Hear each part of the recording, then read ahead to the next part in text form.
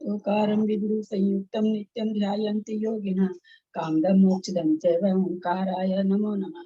अग्रल सदगन होगा प्रचालित सकल भूतल कलंका मुनिभिरुपासित तीर्था सरस्वती हरतु न दूरितम् अज्ञानातिमिरान्धानां ज्ञानाञ्जनशलाकया तत्पूर्णमिलितं येन तस्मै श्री गुरुवे नमः। श्री परम गुरुवे नमः। परम्पराचार्य गुरुभ्यो नमः। सकल कलुष विध्वंसकं श्रेषां परिवर्धकं धर्म संबंधकं प्रतिबोधकारकं पुण्य प्रकाशं पापणासंविदं शास्त्रं श्री गोमठसार जीवकर्ण नामधेयम् अस्य मूल ग्रंथकर्ता श्री सर्वज्ञ देवास्त्र उत्तर ग्रंथकर्ता श्री गंधर देवः प्रतिगंधर देवा तेषां वचोनुसारता मासाद्य श्रीमते चंद्राचार्य न वीरिचतमिदं शास्त्रं श्रोतारः सावधानतया शृण्वन्तु। मंगलम भगवान गुरु मंगलम गौतमो गणि मंगलम कुंद कुंदादो जैन धर्मोस्तु मंगलम सर्वमंगल मांगल्यम सर्व कल्याण कारकम प्रधानम सर्वधर्माणां जैनम जयतु शासनम जैनम जयतु शासनम सरस्वती नमस्तुभ्यं वरदे कामरूपिणी विद्यारंभं करिष्यामि सिद्धिर्भवतु मे सदा। वासं जिनवानी माता की जय। परम मांडली ग्रंथ गोमठसार जी जीवकांड जी की जय। नेमी चंद्राचार्य की जय। रत्न चंद्र मुक्तार जी की जय। अढ़ाई दीप में विराजमान सभी आचार्य उपाध्याय सर्व साधु के चरणों में नमोस्तु नमोस्तु नमोस्तु। सभी आरिका माता जी के चरणों में बंदा में बंदा में बंदा में। सभी छुल्लक छुल्लिका हेलक के चरणों में इच्छा में इच्छा में इच्छा में। सभी प्रतिमाधारी के चरणों में ग्रुप में विराजमान अंजना जी के चरणों में वंदना वंदना वंदना। रूप में विराजमान पूज्य बाबू जी ने चंद भाई साहब ब्राव भाभी और भी जो पूज्य हैं सबका सादर चरण स्पर्श सभी से सादर जय जिने।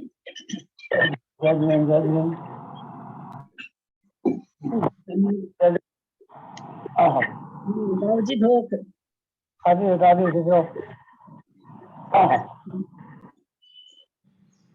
हम लोग गोमठसार जी जीवकांड जी का स्वाध्याय कर रहे हैं। स्वाध्याय करते हुए हम लोग 5 प्ररूपणा और 6 मार्गणा का स्वाध्याय कर चुके हैं। 7वीं मार्गणा ज्ञान मार्गणा हमारी शुरू हो चुकी है।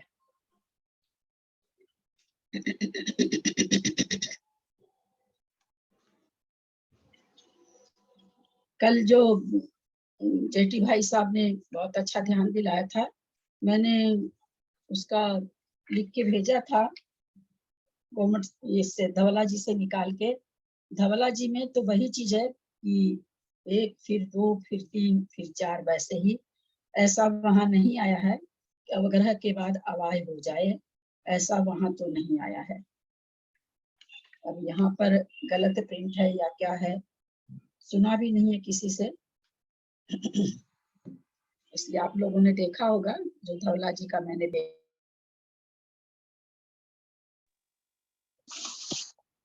देखा था भाभी,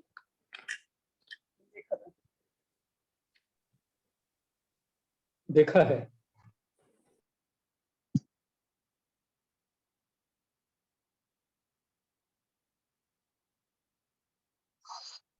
हाँ देख लिए थे आप लोग? जी दीदी देखा, सबने भी देख लेते था दीदी, हमने भी देखा। अब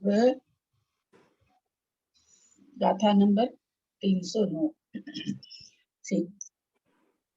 सिद्धम सुद्धम पर्णमीय जिनिंद वर्णेमि चंद्रमकलांकं गुणरयन भूषणोदयं जीवस परुवणं वोचम। गाथा नंबर 309। येहन कर्णेन जदा सुन्निन्नो होदि सो आवाओदु कालांतरे विनिन्नद वत्तु समरणस्य कारणं तुर्यम्। यह कर्णेन जदा,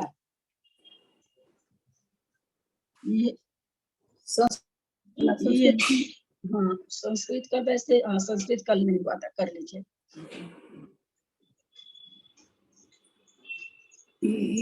कर्णेन यदा सुनिर्णयो भवति स आवायस्तु कालांतरेऽपि निर्णीतवस्तु स्मरणस्य कारणं तुर्यम्। येन करणेन यदा सुनिर्णयो भवति स अवायस्तु कालांतरेऽपि निर्णीतवस्तु स्मरणस्य कारणं तुर्यम्। यह न करने न, यह ज्ञान के द्वारा जब सुनिर्णयो अच्छी भले प्रकार से निर्णय बोधि माने हो जाता है, सो अवावधु वह अवाय है। यानी पदार्थ के विषय में जब यह ज्ञान के द्वारा भली प्रकार से निर्णय हो जाता है, उस ज्ञान का नाम उस समय वो अवाय ज्ञान कहलाता है। कालांतरे कालांतर में भी माने भी कालांतर में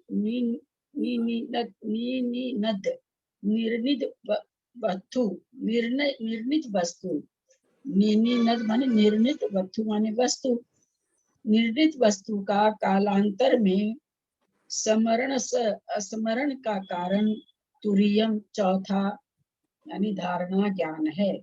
स्मरण होना ये चौथा धारणा ज्ञान है। फिर से एक बार अर्थ, यह न करने न, यह ज्ञान के द्वारा जदा माने जब, सुनिर्णय अच्छी तरह से निर्णय माने अच्छी तरह से निर्णय होदी माने हो जाता है, सो वह अवावधु वो दूसरा अवाय ध्यान, वह अवाय ज्ञान है। कालांतर में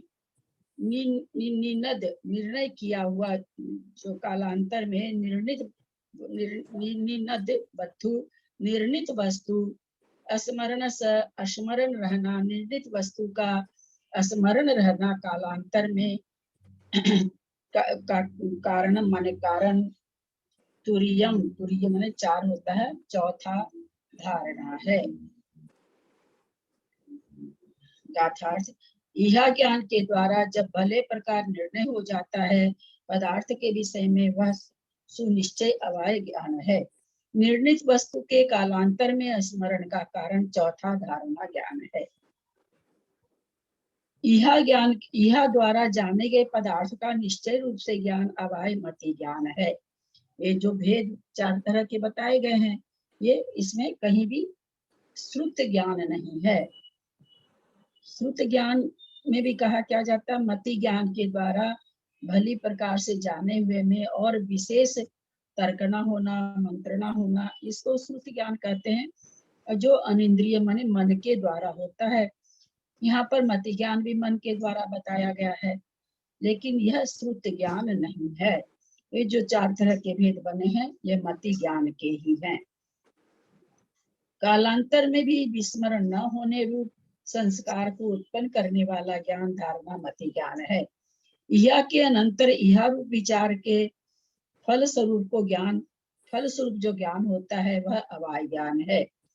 अर्थात यह ज्ञान में विशेष जानने की आकांक्षा रूप जो विचार होता है, वह विचार के निर्णय रूप ज्ञान को अवाय कहते हैं। स्वगत लिंग का ठीक तरह से ज्ञान हो जाने के कारण संशय ज्ञान के निराकरण द्वारा उत्पन्न हुआ निर्णयात्मक ज्ञान अवाय है। यथा ऊपर उड़ना व पंखों का हिलना डुलना आदि चिन्हों के द्वारा यह जान लेना कि बलाका पंक्ति ही है, पताका नहीं है, या वचनों के सुनने से ऐसा जान लेना कि यह पुरुष दाक्षिणात्य ही है, उदिच्य नहीं है, यह अवाय ज्ञान है। हम लोग बहुत अच्छी तरह से समझ चुके, जहाँ ये हो जाए ऐसा ही है, वो अवाय है। ऐसा है यह ज्ञान, ऐसा ही है अवाय ज्ञान। शंका, अवग्रह अवाय, इन दोनों ज्ञानों के निर्णयत्व के संबंध में कोई भेद न होने से एकता क्यों नहीं है? दोनों को एक कह दीजिए। अवग्रह में भी क्या है, बस है, कुछ है। निर्णयत्व समाधान, निर्णयत्व के संबंध में कोई भेद न होने से एकता भले ही रह आवे, किंतु विषय के सन्निपात के अनंतर उत्पन्न होने वाला प्रथम ज्ञान विशेष अवग्रह है और यह के अनंतर काल में उत्पन्न होने वाला संदेह के अभाव रूप अवाय ज्ञान है। इसलिए अवग्रह अवाय इन दोनों ज्ञानों में एकता नहीं है, एक सबसे पहले होता है और एक यह के बाद होता है, एक यह के पहले होता है, एक यह के बाद होता है। अतः दोनों की समानता, जबकि निश्चयात्मक नहीं होने के कारण भी दोनों एक समान नहीं है। शंका, लिंग से उत्पन्न होने के कारण अवाय श्रुत ज्ञान है, पहचान वगैरह हो जाने से कहते तो श्रुत ज्ञान हो गया जब लिंग से उत्पन्न हो रहा है। तो ऐसी आशंका नहीं करनी चाहिए, क्योंकि अवग्रह के द्वारा ग्रहण किए गए पदार्थ से पृथकभूत अर्थ का आलंबन करने वाली निर्णय रूप लिंग जनित बुद्धि को श्रुत ज्ञानपना माना गया है। ऐसी आशंका नहीं करनी चाहिए, क्योंकि अवग्रह के द्वारा ग्रहण किए हुए पदार्थ से पृथकभूत अर्थ का आलंबन करने वाली निर्णय रूप लिंग जनित बुद्धि को श्रुत ज्ञानपना माना गया है। अवग्रह के द्वारा जो पदार्थ ग्रहण हुआ है उससे कहते हैं अलग पदार्थ का आलंबन करे निर्णय रूप से, वह श्रुत ज्ञान कहलाता है। किंतु अवाय ज्ञान अवग्रहकृत पदार्थ को ही विषय करता है, उससे अलग से दूसरी चीज विषय नहीं करता, दूसरी चीज नहीं जानता। यह ज्ञान के पश्चात उत्पन्न होता है, इसलिए यह श्रुत ज्ञान नहीं हो सकता। शंका, अवाय ज्ञान मति ज्ञान नहीं हो सकता, क्योंकि ये वह यह से निर्णित लिंग के आलंबन के बल से उत्पन्न होता है, जैसे अनुमान। ऐसा नहीं है, क्योंकि अवग्रह से गृहीत पदार्थ को विषय करने वाले तथा यह प्रत्यय से विषयीकृत लिंग से उत्पन्न हुए निर्णय रूप और अवग्रह से गृहीत पदार्थ को विषय करने वाले अवाय प्रत्यय के मति ज्ञान न होने का विरोध है। ये कह रहे हैं अवाय ज्ञान मति ज्ञान नहीं हो सकता, क्योंकि यह से निर्णित लिंग के आलंबन बल से उत्पन्न होता है। यह निर्णय कर लेता है, उसके उसी से अवाय उत्पन्न हो रहा है। तो बोला जैसे अनुमान करते हैं ऐसा होगा अनुमान से, और फिर अनुमान सही, अनुमान का ठीक निकलना अवाय हो गया। तो बोला ये तो ऐसा हो गया। तो ये कह रहे हैं ऐसा नहीं है, क्योंकि अवग्रह से गृहीत पदार्थ को विषय करने वाले तथा यह प्रत्यय से विषयीकृत लिंग से उत्पन्न हुए, विषयीकृत लिंग से मतलब विषय में जो पहचान है, विषय की जो पहचान है। दीदी लिंग से क्या लेंगे दीदी? लिंग हाँ? से क्या लेंगे? दो तीन जगह लिंग शब्द आया तो क्या लेंगे? बार बार तो बोल रहे हैं उस चीज को हम, लिंग माने पहचान। अच्छा जी जी जी, सुना नहीं। यह प्रत्यय से विषयीकृत लिंग से विषय जो विषय है उसमें जो पहचान है उससे उत्पन्न हुए निर्णय रूप और अग्रह से गृहीत पदार्थ को विषय करने वाले अवाय प्रत्यय के मति ज्ञान न होने का विरोध है। क्या कहना चाह रहे हैं? यह प्रत्यय से विषयीकृत लिंग से उत्पन्न हुए निर्णय रूप और अवग्रह से गृहीत पदार्थ को विषय करने वाले अवाय प्रत्यय के मति ज्ञान न होने का विरोध है। माने होता ही है, न होने का विरोध है, मतलब इसका क्या हुआ? दो नेगेटिव है तो इसलिए पॉजिटिव हो गया, मति ज्ञान होना है। और अनुमान अवग्रह से गृहीत पदार्थ को विषय करने वाला नहीं है। अनुमान अवग्रह से गृहीत पदार्थ को विषय करने वाला नहीं है। अनुमान जो है वो अवग्रह से जिस विषय को ग्रहण कर रहा है उसमें अनुमान नहीं है, क्योंकि अवग्रह से निर्णित लिंग के बल से अन्य वस्तु अन्य पदार्थ से उत्पन्न होती है। क्योंकि वह अवग्रह से अनुमान का काट कर रहे हैं, क्योंकि वह अवग्रह से निर्णित लिंग के बल से, अवग्रह के द्वारा जो निर्णय हुआ, जिस वस्तु का पहचान हुई के बल से अन्य वस्तु यानी अन्य पदार्थ में उत्पन्न होता है। कहते हैं जिसमें अवग्रह नहीं होता अनुमान उसमें होता है, अवग्रह से अलग वस्तु में। जिससे निर्णित पदार्थ का विस्मरण नहीं होता वह धारणा है। अवाय ज्ञान से निर्णय किए हुए पदार्थ का कालांतर में विस्मरण न होना धारणा है।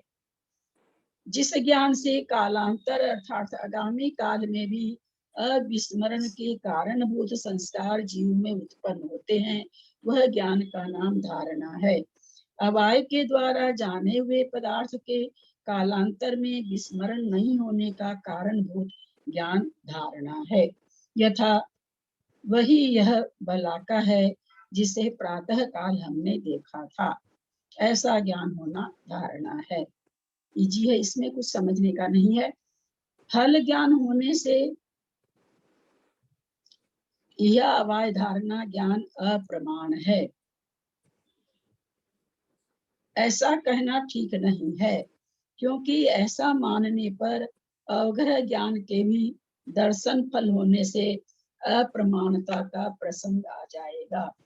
अब कहते हैं अगर आप यह अवाय धारणा को अप्रमाणिक मानेंगे, फिर किसको? बोले अवग्रह ज्ञान को भी दर्शन का फल होने से अप्रमाणता का प्रसंग आ जाता है, अप्रमाणिता का। दूसरे सभी ज्ञान कार्य रूप ही उपलब्ध होते हैं, इसलिए भी इहादि ज्ञान अप्रमाण है। इसलिए भी इहादि ज्ञान अप्रमाण है, ये खुद प्रश्न कर रहे हैं समाधान में। दूसरे सभी ज्ञान कार्य रूपी, जितने भी ज्ञान है क्या होता है? कार्य रूपी परिणत होते हैं ना। क्या ऐसा नहीं है कि कार्य रूपी होते हैं, कार्य रूप नहीं। इसलिए भी इहादि ज्ञान अप्रमाण है। तब भी इहादि ज्ञान को आप अप्रमाण कहेंगे, क्योंकि ज्ञान तो सभी कार्य रूप होते हैं। शंका, गृहीत ग्राही होने से इहादि ज्ञान अप्रमाण है, ऐसा कहना भी ठीक नहीं है, क्योंकि सर्वात्मपना अगृहीत अर्थ को ग्रहण करने वाला कोई भी ज्ञान उपलब्ध नहीं होता। कहते हैं ऐसा कभी भी कोई ज्ञान उपलब्ध नहीं हो सकता। सर्व आत्मना अगृहीत अर्थ को, कोई अगृहीत अर्थ है जो ग्रहण नहीं किया गया हो और उसको है सो उसमें ज्ञान की उपलब्धि हो जाए, ऐसा हो नहीं सकता। गृहीत अर्थ में ही ज्ञान की उपलब्धि होती है। जो पदार्थ गृहीत नहीं होता, ग्रहण में नहीं आता, उसका ज्ञान नहीं हो सकता है। दूसरे गृहीत अर्थ को ग्रहण करना यह अप्रमाणता का कारण भी नहीं है। गृहीत अर्थ को, जो वस्तु आपके सामने है, उसको ग्रहण करना तो अप्रमाणिक हो ही नहीं सकता है, क्योंकि संशय विपर्य अन्य व्यवसाय रूप से जायमान ज्ञानों में ही अप्रमाणता देखी जाती है। बोला अप्रमाणता कहाँ देखी जाती है? या तो वहाँ संशय हो, या विपर्य हो, या अन्य व्यवसाय हो, तब कहा जाता है कि वस्तु अप्रमाणिक है। वहां पर अप्रमाणिकपना घटेगा। जो बिल्कुल वस्तु को ग्रहण कर रहा है, वहां पर अप्रमाणिकपना नहीं घटेगा। अवग्रह अधिक चारों ही सर्वत्र क्रम से उत्पत्ति का नियम भी नहीं है, क्योंकि अवग्रह के पश्चात नियम से संशय की उत्पत्ति देखी जाती। संशय के बिना विशेष की आकांक्षा नहीं होती, जिससे कि अवग्रह के पश्चात नियम से या उत्पन्न हो। न या से नियमतः निर्णय उत्पन्न होता है, क्योंकि कहीं पर निर्णय को उत्पन्न न करने वाला या प्रत्यय भी देखा जाता है। अवाय से धारणा ज्ञान भी नियम से नहीं उत्पन्न होता, क्योंकि उसमें भी व्यभिचार पाया जाता है। इस कारण अवग्रह से लेकर धारणा तक चारों ज्ञान मति ज्ञान है। चारों ज्ञानों की उत्पत्ति सदा क्रमशः हो ही, यह नियम के अभाव से इनकी चारों की भिन्नता सिद्ध होती है। यदि चारों एक मति ज्ञान रूप होते तो सदा चारों का नियमतः वह क्रमशः होना पड़ता। क्या कहना चाह रहे हैं कि चारों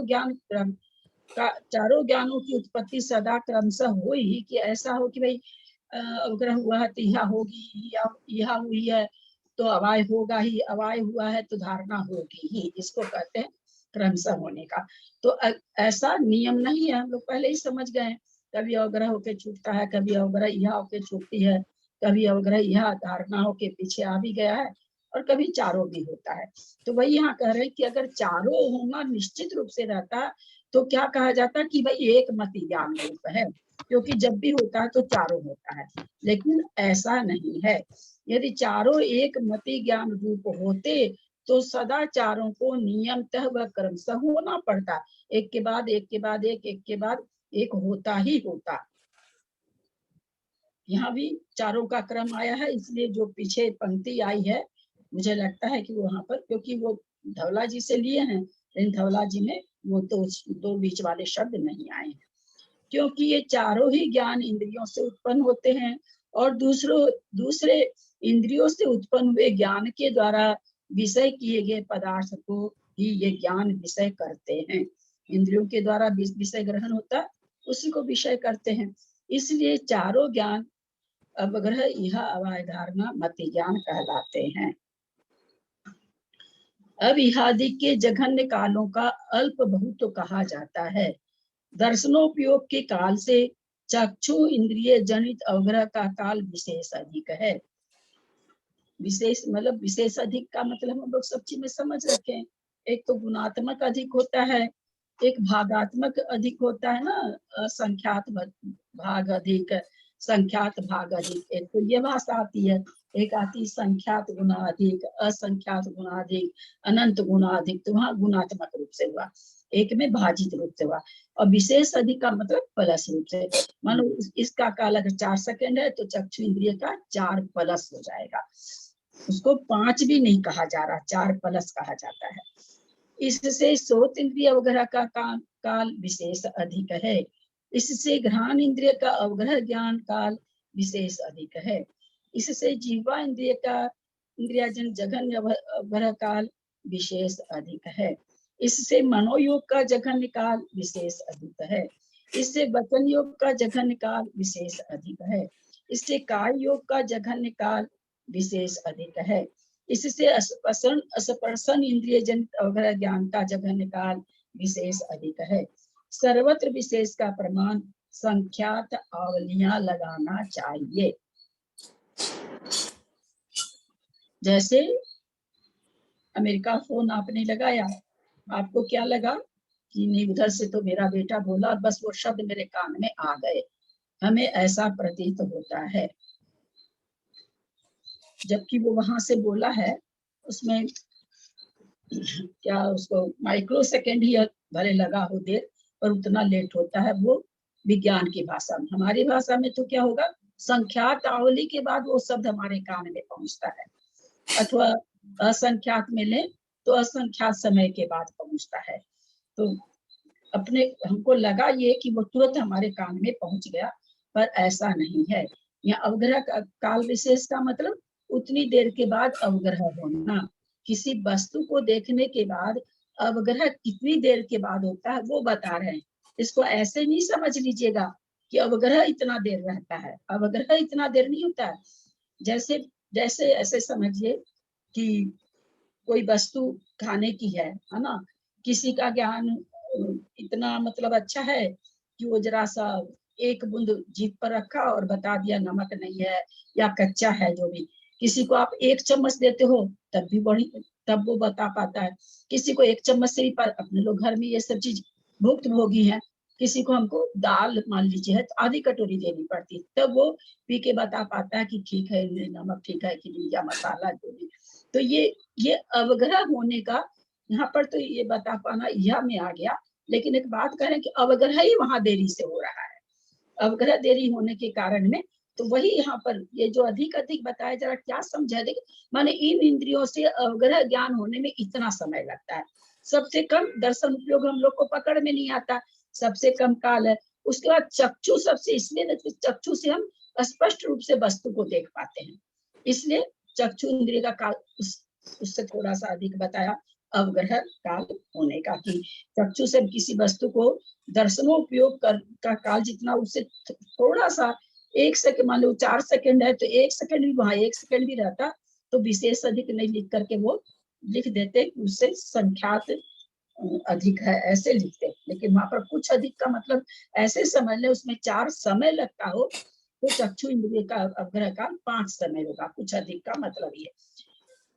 अब कह रहे हैं स्रोत इंद्रिय का उग्र ज्ञान काल विशेष अधिकार। स्रोत इंद्रिय में कहीं से शब्द आके टकरा रहे हैं पकड़ टकरा के जब तक कान में आ रहे हैं तब तक हम कोई शब्द आके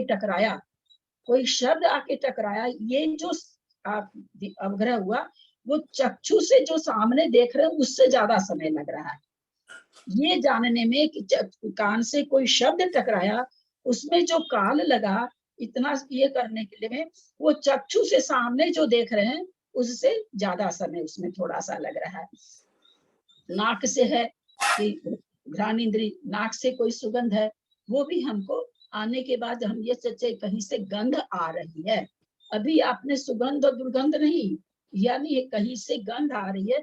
तो आचार्य क्या कहते हैं स्रोत्र से भी अवग्रह उसका थोड़ा और अधिक देर में हो रहा है। फिर कहते हैं जिह्वा पर कोई चीज हम रखते हैं, जिह्वा उसको चखती है तो हमको जिह्वा का तो हम लोग को समझ में खुद को भी समझ में आता है कि कोई चीज का रस निकलता है हमारे जीभ पर लगता है, तब हमको पता चलता है कि कोई भी वस्तु हम जो चख रहे हैं उसमें जो भी चखना हो तो ये तो हमारे पकड़ में भी आती है। तो कहते हैं उसका अवग्रह काल विशेष अधिक है।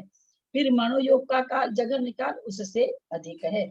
कोई चीज आपने प्रतिमा जी देखी दर्शन करने, वहां चंद्र प्रभु जी का बहुत सुंदर मंदिर था, तो आप चिंतन जब करते हो तो वहां तक पहुंचने में अवग्रह मतलब वापस उस चीज का जैसे धारणा बना अवग्रह बनाते हो तो उसमें और ज्यादा काल लगता है। वचन योग का जगह निकाल विशेष अधिक है, उससे काय योग का जगह निकाल विशेष अधिक है। तो इससे स्पर्शन इंद्रिय जनित अवग्रह का काल विशेष अधिक है। सर्वत्र विशेष का प्रमाण संख्यात आवलियां होनी चाहिए, क्योंकि अपने तो आवली पकड़ में आती नहीं है, तो मल कहने का यहाँ पर कि बहुत ही थोड़ा सा अधिक है लेकिन अधिक है। मन से उत्पन्न होने वाले अवग्रह ज्ञान का अल्प बहुत क्यों नहीं कहा? मन से उत्पन्न होने वाले अवग्रह ज्ञान के काल का मनोयोग के काल में अंतर्भाव हो जाता है। मनोयोग में तो अंतर्भाव हो ही गया, इसलिए उसका पृथक कथन नहीं किया गया। अवाय ज्ञानोपयोग का जघन्य काल स्पर्शन इंद्रिय से उत्पन्न हुए अवग्रह ज्ञान के काल से विशेष अधिक है। स्पर्शन इंद्रिय का जो अवग्रह ज्ञान है अवाय ज्ञान का काल अधिक है, यानी अवाय रूप धारणा पर अवाय रूप ज्ञान होना अवग्रह से ज्यादा है। अवाय ज्ञान का काल सभी इंद्रियों में समान है। क्या करें, अवग्रह का जो ज्ञान है वो सभी इंद्रियों में एक समान है। ऐसा नहीं कि आंख से पहले हो जल्दी हो रहा है, जीभ से देरी से हो रहा है, नहीं निर्णय, क्योंकि यह रूप से वो निर्णय हो चुका उसके बाद हाँ ये ऐसा ही है, यही तो सोचना है ना, क्योंकि ये इस अवाय के पहले ऑलरेडी निर्णय हो चुका, अब उस पर एक और थोड़ा सा एक तो मोहर लगानी है ही और जोड़ना है उसमें। तो कह रहे हैं सभी इंद्रियों से अवाय ज्ञान का जो काल है सभी इंद्रियों का समान है।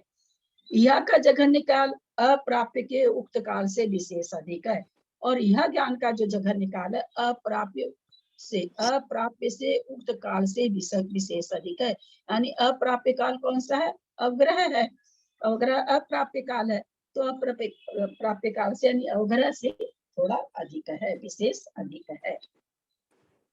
शेष सब सुगम है।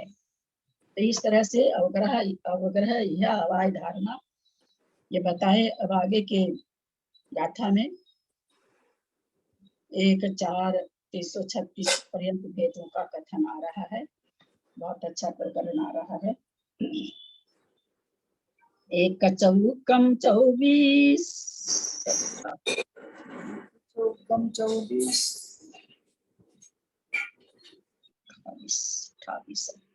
1-24 किच्चा इगिछवारसगुणिदे मदिनाणे हुंति ठाणानि 1-24 किच्चा इगिछवारसगुणिदे मदिनाणे हुंति ठाणानि बहु बहु विचक्षिपाणि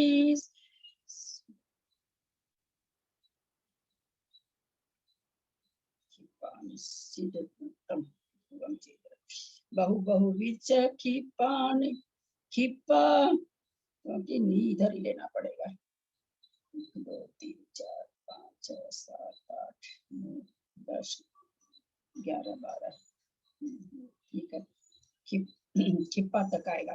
बहु बहुव्रीहं च खिप्पा निषिद्धनुत्तम ध्रुवं च इदरं च तत्थे के जादे छत्ति संति भेदम तु बहु बहुव्रीहं च खिप्पा निषिद्धनुत्तम ध्रुवं च इदरं च तत्थे के जादे छत्ति संति भेदम तु। और जी गाथा का उच्चारण करिए, ये गाथा का।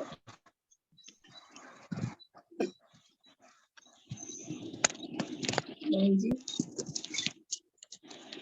चित्ता इति शब्दावरसगुणे मदिनाने हो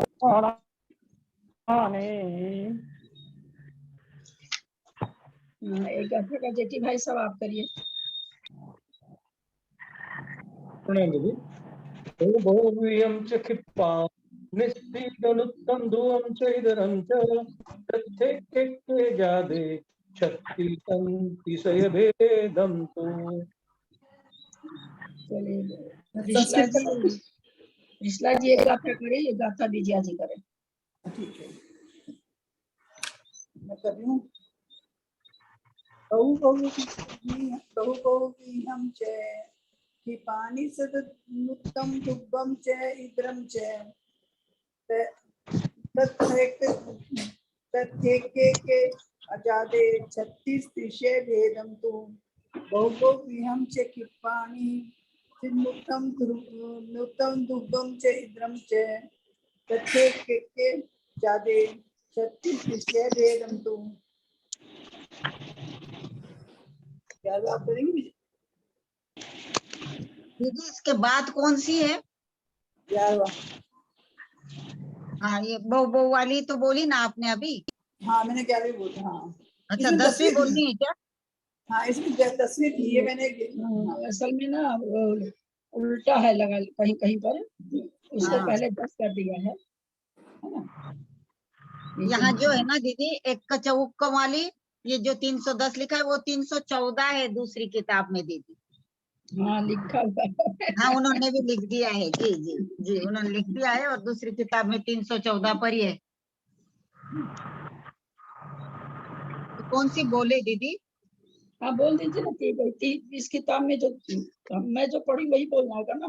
जी जी। 310 बोलेंगे ना, मैं 311 एक वाली बोल दी, आप 310 वाली बोल दीजिए। आपने कौन सी बोली ललिता दीदी? नहीं जो 314 310 लिखी हुई है वो मैंने बोली थी। इन्होंने जी जी, 310 का शायद संस्कृत बोल दिया, आप 314 के बोलते 310 और 311 बोली है दीदी। हाँ तो बोल रही हूँ मैं। एक चतुष्कम चतुर्विंशत्यष्टाविंशतिश्चति प्रतिम कृत्वा एक षड द्वादश गुणिते मति ज्ञाने भवन्ति स्थानानि। ये 310 का बोला है मैंने, क्योंकि दीदी ने 311 पढ़ ली थी। जी वो पहले होनी चाहिए।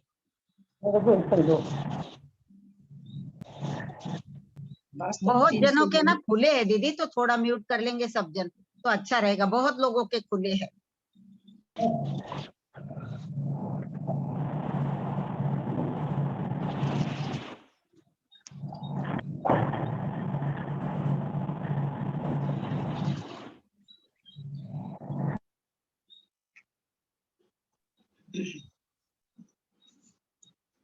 गाथा का अर्थ देखें, जब वो पहले नीचे 11 वाली असल में ऊपर होनी चाहिए अर्थ के हिसाब से भी।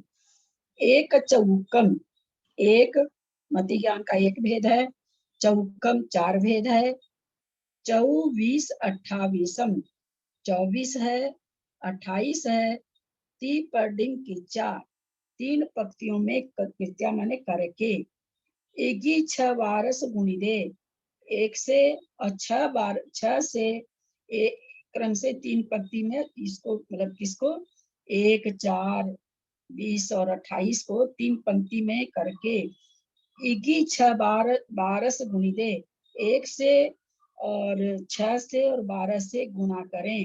मदि नाणे होंटी ठानादि मति ज्ञान के स्थान होते हैं। फिर नीचे वाला देखें, बहु बहुविध माने बहु बहुत प्रकार का, बहुविध, छिपाणी क्षिप्र,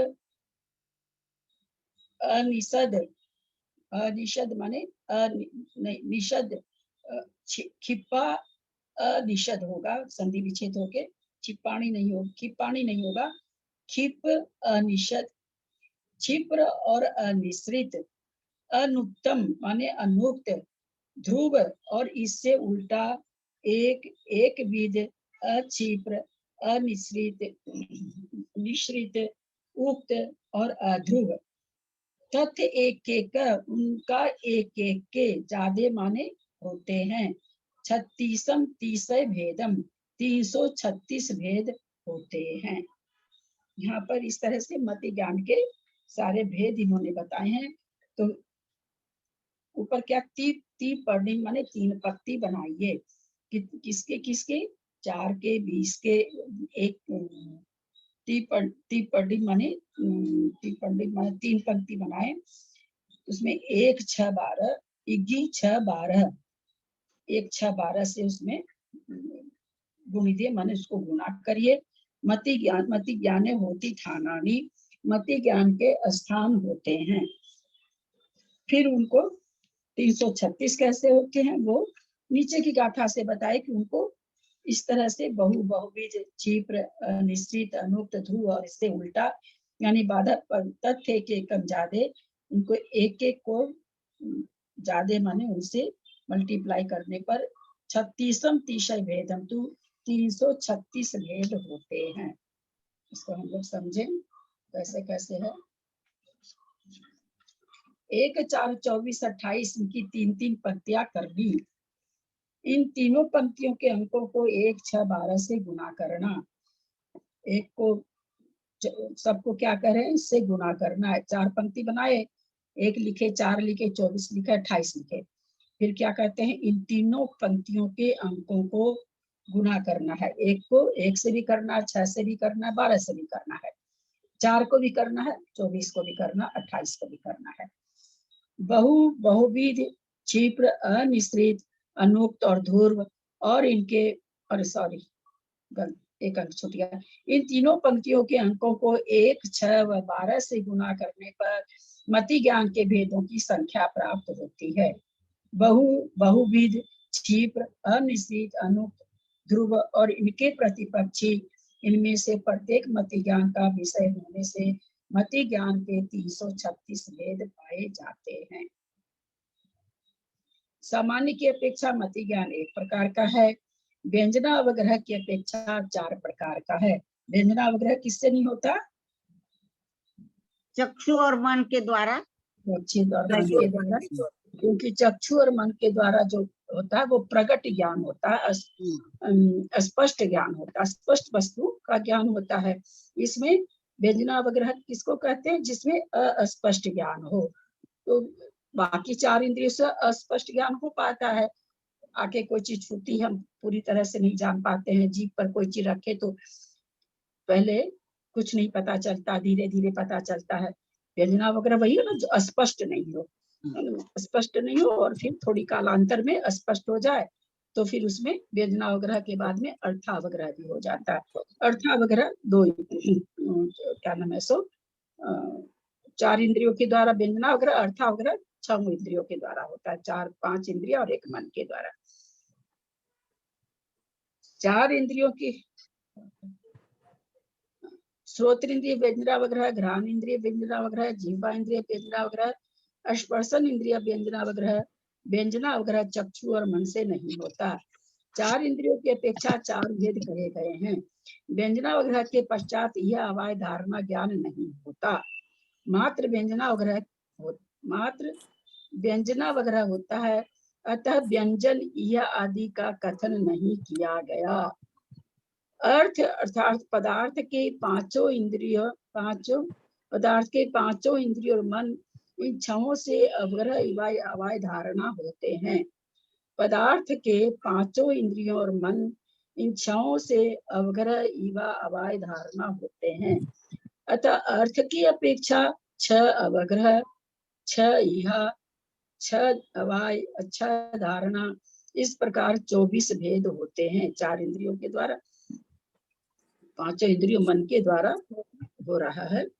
तो इन 24 में 4 व्यंजनावग्रह मिला देने से 24 और 4 28 भेद हो जाते हैं। बहुविध, क्षिप्र, अनिश्चित, अनुक्त, ध्रुव तथा इनके प्रतिपक्ष भूत पदार्थों का आभिनिबोधिक ज्ञान होता है। अर्थात बहुत अल्प, बहुविध, एकविध, क्षिप्र, अक्षिप्र, निश्चित, अनिश्चित, उक्त, अनुक्त, ध्रुव, अध्रुव, इन 12 प्रकारों के पदार्थ के आश्रय से मति ज्ञान होता है। इन 12 से 28 को गुना करने पर 336 भेद हो जाते हैं। 28 ऊपर वाले, 4 व्यंजनावग्रह और 24 अर्थावग्रह के मिला करके 28 ऊपर थे, उसको 12 पदार्थों से गुना किया गया, 336 हो गया। अब इसको कैसे समझे? बहुविध, एक विध आदि पद को कैसे हम समझे?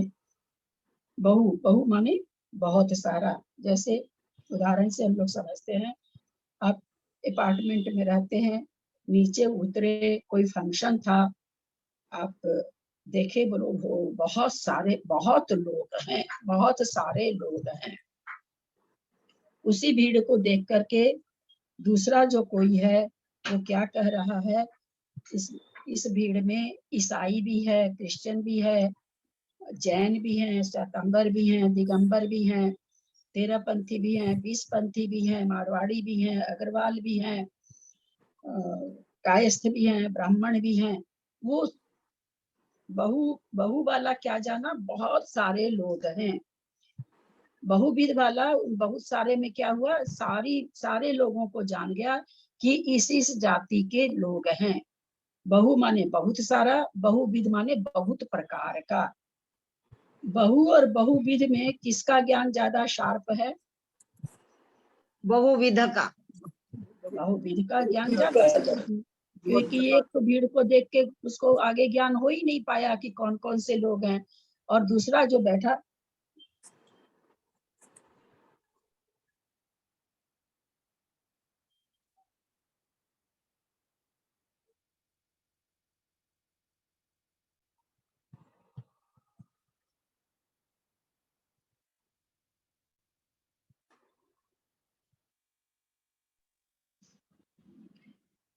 तो एक ने क्या कहा, बहुत आज तो नीचे बहुत लोग थे। एक और दूसरा आदमी को क्या ज्ञान हुआ कि 10-15 जाति उसने गिना दी कि इतने प्रकार के लोग थे, यानी बहुत प्रकार के लोग थे। एक कोई और उसमें है, वो बिल्कुल ही अज्ञानी है, बहुत अनजान है अभी लोगों के प्रति।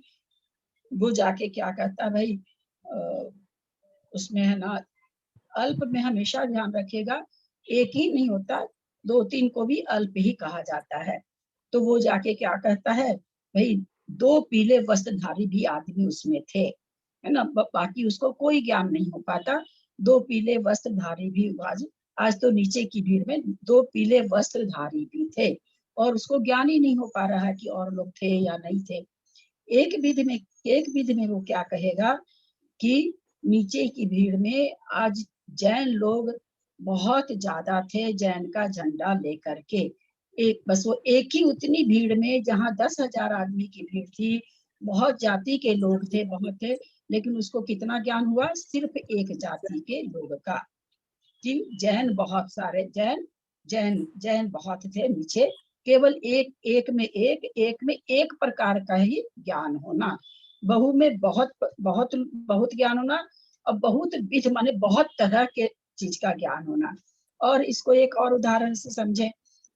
आप वार्डरोब खोल रखे हैं, आपके साथ आपकी 4 घर के लोग, कोई भी सहेलियां खड़ी है। एक सहेली आपको कहती, बाबा कितने कपड़े हैं अलमारी में, बहुत कपड़े हैं तुम्हारे वार्डरोब में।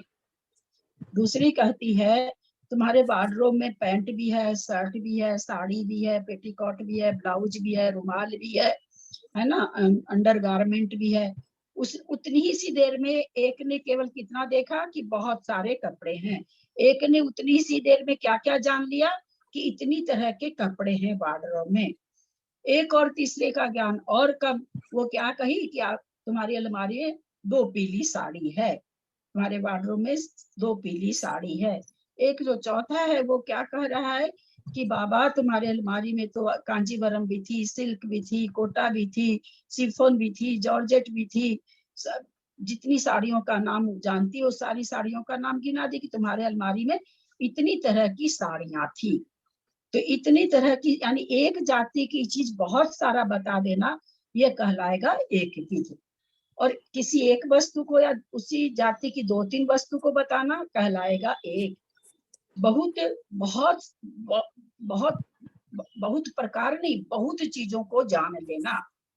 बहुविध में उसी बहुत चीजों में बहुत प्रकार को जान लेना कि जो बहुत चीज है उसमें कितने कितने प्रकार। बहुत सारी गाय जा रही है, आप देख के किसी ने कहा बहुत गाय जा रही है, उसी का एक साथी क्या बोलता है इसमें तो खांडी भी है, मुंडी भी है, काली भी है, जर्सी भी है, हरियाणवी भी है, राजस्थान की भी गाय है। वो उस समूह में सारी गाय की जाति पहचान लिया, ये हो गया बहुविध। एक एक ने एक ज्यादा उसको ज्ञान ही नहीं, उसको केवल उसमें एक काली गाय एक ही दिखी, वो क्या कहा कि भैया एक काली गाय जा रही है। एक दूसरा है ऐसा जो थोड़ा सा एक भी देखने का, तो वो क्या कहेगा भाई चितकबरी गाय 10 जा रही थी, उसमें 10 अथवा बहुत सारे बहुत तरह के पशु जा रहे हैं, बहुविध जा रहे हैं। बहुविध में देख के क्या कहेगा वो, इसमें गाय 10 है। तो इस तरह से एक विध को बता पाना। तो मतलब आप ऐसे समझिए कि पदार्थ को हम नहीं छांट रहे हैं, हम ऐसे नहीं करें कि हमारे सामने एक वस्तु है तुम उसको जान रहे हैं, हमारे सामने बहुत है तुम बहुत को जान रहे हैं। उसी उसी समस्त पदार्थ में, बहुत पदार्थ में 4 आदमी का ज्ञान कैसे 4 प्रकार से काम करता है वो हमको समझना है। तमाम वस्तुएं सबके सामने है ना, तमाम वस्तु सबके सामने है, पर सबका ज्ञान कैसे अलग अलग काम करता वो समझना। ये नहीं समझना कि हमारे सामने वस्तु एक है तो हम एक जान रहे हैं, हमारे सामने वस्तु 10 है तो हम नहीं नहीं, सारी वस्तुएं। एक आदमी मॉल में जाता आके घर में आके कहता है अरे बाबा रे वहां तो 50 तरह की अनाज की बोरियां रखी थी। एक और कोई जाता है वो जान ही नहीं पाता, 50 वो गिन ही नहीं पाता, उसमें क्षमता ही नहीं होती है, वो आके कह देता वहां पे मक्की के दाने की भी बोरी रखी थी। अब इतने दानों में उसने केवल एक मक्की का दाना उसको याद रहा, उसके ज्ञान में आया। तो ये हमेशा ध्यान में रखिएगा कि ज्ञान मतलब वस्तु नहीं कर रहे हैं कि एक वस्तु रखी है तो एक को जाना, 10 वस्तु रखी है नहीं, उस पूरी समूह के रूप में जो वस्तु है उसमें सबका ज्ञान अलग अलग है। जिसका ज्ञान जितना अच्छा है उतनी चीजों को वो पकड़ता है। तो अगर देखा जाए बहुविध एक विध में सबसे ज्यादा तीक्ष्ण बुद्धि किसकी कहलाएगी, ज्ञान किसका कहलाएगा, बहुविध को पकड़ने वाले को कहलाएगा। फिर बहु वाला तो बहुत सामूहिक रूप से कह दिया, एक विध वाला फिर बहु और एक वाला ज्ञान सबसे ही कम कहलाएगा, संयोजन सबसे कम होगा। तो एक बहुविध एक विध हम लोग कर्णन योग पढ़ रहे थे तब भी समझे थे, लेकिन मुझे जैसा लग रहा कि उस समय पता नहीं लोगों को समझ में आया था कि नहीं। जेठी भाई साहब को तो कई प्रश्न किए थे जेठी भाई साहब ने, तो मुझे लगता आज ज्यादा अच्छा से समझ में आ गया होगा। अगर कोई शंका है तो ये बढ़िया से समझ लें आप लोग, बाकी के तो ज्यादा भारी नहीं है। इसी में थोड़ा सा ना एक विध और बहु में कंफ्यूजन होता है कि बहु भी तो बहुत प्रकार का है, बहुत है तो बहुत में तो सारी जातियां आ गई। अगर हम जाति को लेके चले सारी जाति के लोग आ गए, एक विध में उसी सारी जाति के लोग में से एक विध में आप एक जाति के लोग जाने, बाकी आप नहीं जान रहे कि तो धोती पहना हुआ वो कौन है, लुंगी पहना हुआ वो कौन है, पगड़ी लगाया हुआ वो कौन है, हाथ में कटार लिया हुआ है वो कौन है, पीला झंडा लिया हुआ है वो कौन है, पीली धोती पहना हुआ, आपको ज्ञान ही नहीं है उसको। आपको ज्ञान क्या है, केवल एक उसी का ज्ञान है जो लुंगी के जैसे पहन रखा, आप आगे कहते वहां 10 लोग कन्नड़ थे। ये हो गया एक विध। तो एक विध और बहु में बहुत कंफ्यूजन होता था। मैं समझती हूँ आज सबका हुआ होगा, खुलासा हुआ होगा। और नहीं अगर हुआ है तो आप लोग फिर प्रश्न कर सकते हैं। दीदी तत्वार्थ सूत्र में भी ये सूत्र आपने पढ़ाया था और अभी पढ़ा और दिया, अच्छे से लेकिन होगा। मुझे उस समय ना जेठी भाई साहब का प्रश्न खड़ा ही रह गया था। हाँ, हमको लग रहा हम नहीं समझा पाए थे, तो आज समझ में आया होगा अच्छे से सबको। समझ में आ गए दीदी, आज और अच्छे से समझ में आ गए। आज मैंने स्वयं में इस पर बहुत चिंतन किया कि मैं कैसे समझाऊं लोगों को कि समझ में आ जाए। तो क्लियर हुआ है। चलिए बहुत अच्छा। अब आगे चल, बाकी क्या रहा, बहु एक विध हो ही गया, और एक विध क्षिप्र। क्षिप्र माने जल्दी से दौड़ती हुई ट्रेन में से जैसे स्टेशन को पढ़ लेना, है ना। बहुत टीवी में आता, लिखा हुआ आता है, या हिंदी इंग्लिश का सब आप लोग जानते ही हैं। तो हिंदी वाला तो हम फिर भी पढ़ लेते हैं, इंग्लिश वाला तो हम जोड़ते रह जाते हैं, शब्दों को नहीं पढ़ पाते। वही आजकल के बच्चे लोग तो बाबा कितनी जल्दी पढ़ लेते हैं, हैरत लगती है। तो उनका क्षिप्र ज्ञान है इस मामले में। हम मेरे बनस्पत उनका ज्ञान क्षिप्र, जल्दी चलती हुई वस्तु को, तेजी से चलती हुई वस्तु को जान लेना। अगर कोई पशु दौड़ रहा है, बिल्कुल नहीं दिख रहा, इतना मतलब तेजी से दौड़ रहा है कि हमको पता ही नहीं चल रहा है कि वो खरगोश है कि कौन है। तो तेजी से दौड़ती हुई ट्रेन को लिखा हुआ रहता है राजधानी एक्सप्रेस। जो क्षिप्र बुद्धि वाले होते हैं वो ठीक पढ़ लेते हैं, और जो क्षिप्र बुद्धि वाले नहीं होते हैं वो नहीं पढ़ पाते हैं। तो अक्षिप्र हुआ जो धीरे धीरे चलने, धीरे धीरे जो चीजों उसको जान पाना। निश्रित माने जो निकला हुआ हो, जैसे पूरा हाथी निकला हुआ पानी में से तो हम कह पा रहे हैं कि हाथी है। और अनिश्रित में जरा सा दो छेद निकला हुआ, वो दो छेद कई बार बहुत कुछ लगता है वो, कि कोई कमल का फूल ही थोड़ा सा ऊपर आ रहा होगा, हमको कई बार ऐसा लगता है, लेकिन उससे वो जान जाए कि नहीं ये तो हाथी की सो रही है। उक्त और अनुक्त, उक्त हो जो बोलने पर समझे, अनुक्त है कि बिना बोले समझ जाए। ऐसे तो इसके बहुत अच्छे अच्छे उदाहरण है अनुक्त के। कई बार तो हम लोग कहते हैं ना कि जैसे हाथ की तरफ इशारा किए, यानी क्या समय हुआ है ये पूछना। यह हम हाथ को ऐसे कर रहे हैं, ब्रह्मचारी भैया है कि भाई भोजन तैयार है क्या, ऐसे करें। तो ये तो अनुक्त से थोड़े ऊपर में आ गए। आप किसी भाषा से फिर बोल रहे हैं, मौन भाषा से ही बोल रहे हैं पर बोल रहे हैं, तो ये भी नहीं आता। अनुक्त में तो बिल्कुल इशारा भी नहीं हो वैसा कि वैसे ही समझ जाए, नजरों को देख के समझ जाए कि आप ये जानना चाह रहे हैं, ऐसा कह रहे हैं। अनुक्त में तो वास्तव में वो आता, लेकिन हम लोग मोटे उदाहरण में तो ऐसे ही कह देते हैं, भाई घड़ी के तरफ हाथ ऐसे कोई इशारा करे तो समझ जाते हैं समय पूछ रहा है ना। अथवा हम ऊपर देखें तो आप समझ गए कि पंखा चलाने कह रहे हैं, अथवा अब सामने लाइट की तरफ देखे तो आप समझ गए कि लाइट चलाने कह रहे हैं। और एक आदमी क्या रहता है कि भाई अंधेरे में आप पढ़ रहे हैं और आप थोड़ा सा आपकी कोई आया तो आपने उसकी तरफ देखा, लाइट की तरफ नहीं देखा, फिर भी वो जान गया कि ये लाइट जलाने कह रहे हैं। तो ये अनुक्त के कई स्टेज बन जाते हैं। जित कई बार तो है ना, हम लोग खाना खाते समय मौन रहते हैं, एकदम कई छोटे से इशारे से भी कोई नहीं समझ जाते और कितना बड़ा इशारा करो फिर भी कोई नहीं समझते। एकदम ये तो सामने अनुभव की बात है। और एकदम छोटा सा इशारा, नहीं के बराबर इशारा करिए तो भी सामने वाला समझ जाता है कई बार। तो अनुक्त हो गया वो, उक्त मतलब बोलने के बाद समझना। ध्रुव जो वस्तु, जैसे मन जिनाले की ध्वजा है, उसको कालांतर में फिर आप दूर से देखें तो जान गए कि भाई आगे तो जिन मंदिर आ रहा है। अध्रुव जैसे आकाश में जो, क्या उसको कहते हैं, गंगा, और क्या कहते हैं ना, बिजली की चमक दीदी, बिजली की चमक, इंद्रधनुष, इंद्रधनुष, इंद्रधनुष, इंद्रधनुष। हाँ इंद्रधनुष है, एक बार देखा आपने, फिर आप दोबारा भी आया तो ये तो इंद्रधनुष है। तो इस तरह का अधूर चीज को जान जाना। तो कहते ये सबके सब 28 भेद जो ऊपर बताए गए, 4 व्यंजना वग्रह के और 24 अर्था वग्रह के, उसके सबके मिलाकर के 336 भेद होते हैं। विशिष्ट स्पष्टीकरण इस प्रकार है, मति ज्ञान 24 प्रकार का होता है। इसका स्पष्टीकरण इस प्रकार है, चक्षुन्द्रिय से उत्पन्न होने वाला मति ज्ञान 4 प्रकार का है, अवग्रह या अवाय धारणा। ठीक है, तो समझा हुआ बढ़िया से। इसी प्रकार शेष 4 इंद्रियों से और मन से उत्पन्न होने वाला ज्ञान भी अवग्रह या अवाय धारणा के भेद से 4 प्रकार का होता है। यानी 5 प्रकार की इंद्रियों से 4 प्रकार का ज्ञान होता है। इस प्रकार ये सब मिलकर 24 भेद हो जाते हैं। अथवा मति ज्ञान 28 प्रकार का होता है। उसका स्पष्टीकरण इस प्रकार है। अवग्रह 2 प्रकार का होता है, अर्थावग्रह और व्यंजनावग्रह। इसमें उनमें चक्षु और मन से अर्थावग्रह ही होता है, क्योंकि इन दोनों से प्राप्त अर्थ का ग्रहण नहीं किया जाता है। शेष चारों ही इंद्रियों के अर्थावग्रह व्यंजनावग्रह दोनों पाए जाते हैं। 24 प्रकार के अर्थ मति ज्ञान में 4 प्रकार का व्यंजन अवग्रह मिलाने से 28 प्रकार का हो जाता है। बहुविध, क्षिप्र, अनिश्रित, अनुक्त और ध्रुव तथा इनके विपरीत अल्प, एकविध, क्षिप्र, निश्रित, उक्त और अध्रुव, इन 12 प्रकार के पदार्थों को मति ज्ञान विषय करता है।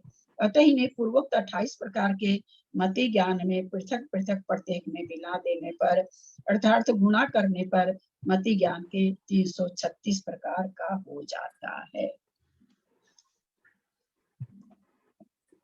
अथवा चक्षु से बहुत का अवग्रह, चक्षु से बहुत का अवग्रह करता है, चक्षु से एक का अवग्रह, अच्छा बहुत आदि को घटा रहे हैं, एक का अवग्रह करता है इत्यादि। इस प्रकार चक्षु इंद्रिय अवग्रह 12 प्रकार का है।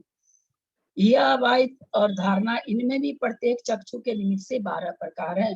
क्योंकि अवग्रह 12 का होगा तो यह भी 12 हो जाएगी, है ना, अवाय भी हो जाएगा, धारणा भी हो जाएगी। इसी प्रकार चक्षु इंद्रिय के निमित्त से मति ज्ञान के 48 भेद होते हैं। मति के निमित्त से भी इतने ही भेद, मन के निमित्त से भी इतने ही भेद होते हैं, क्योंकि इन दोनों के व्यंजना अवग्रह नहीं होता है।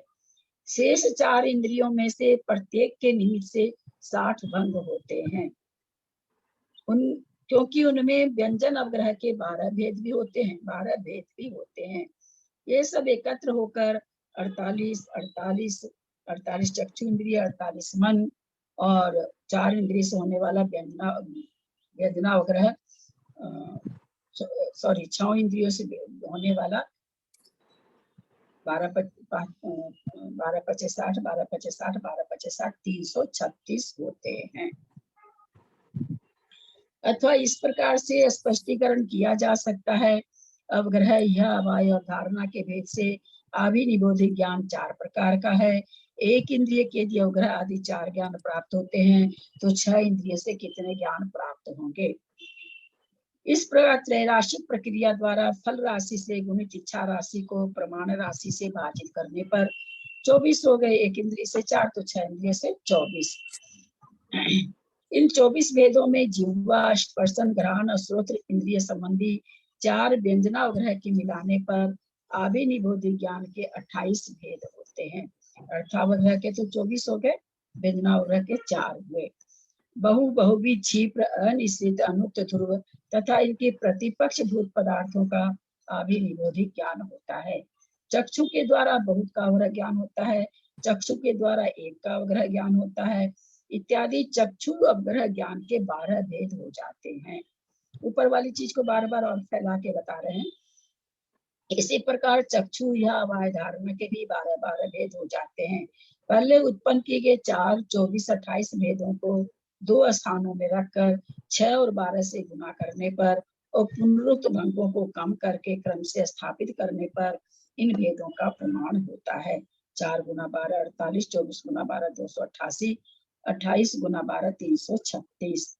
इसमें अवग्रह आदि की अपेक्षा 48 भेद, इंद्रिय व मन के अर्थावग्रह की अपेक्षा 288 भेद तथा व्यंजनावग्रह के 48 भेद मिलाने पर कुल 336 भेद होती है। बात यह है कि मूल में अवग्रह या धारणा ये 4 भेद हैं। इन्हें 5 इंद्रिय मन से 6 से गुणा करने पर 24 भेद होते हैं। इसमें व्यंजनावग्रह के 4 भेद मिलाने पर 28 भेद हो जाते हैं।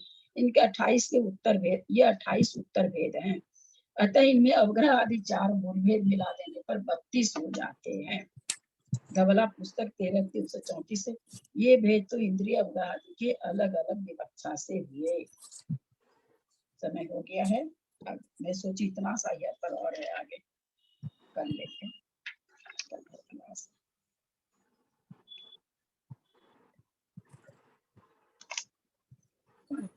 कोई प्रश्न नहीं है क्या? कोई प्रश्न नहीं है?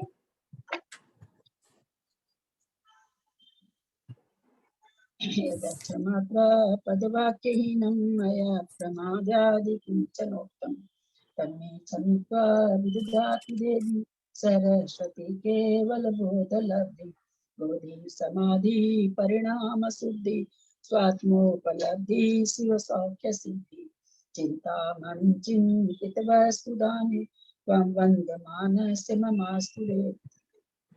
वाणी के ज्ञान ते सुजे लोकालो सो वाणी मस्तक चढ़ो सदा दे तुम तो। हे जिनवानी भारती तो ही जपू दिन रैन जो तेरा शरणा गए सो पावे सुख चैन। देव भजू अरहंत को गुरु से हो निर्ग्रंथ दया धर्म पालन सदा यही मोक्ष का पंथ। व्यासंग जिनवानी माता की जय। 9 बार नमोकार।